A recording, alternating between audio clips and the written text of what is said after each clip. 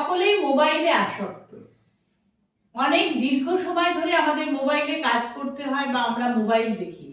তার জন্য আমাদের স্পাইনে সার্ভাইকাল পোর্শনে C1, C2, C4 এর মধ্যে একটা গ্যাপ এসে যায়।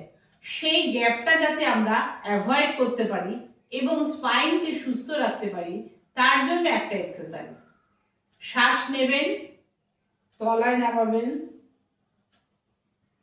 শ্বাস নিতে নিতে ধীরে ধীরে ঘাড়কে পিছনে নিয়ে যাবেন।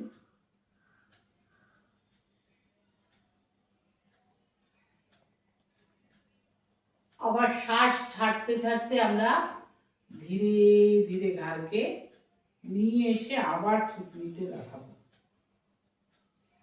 অবশ্যই এই এক্সারসাইজটি করুন, অনেকটা সুস্থ থাকবেন।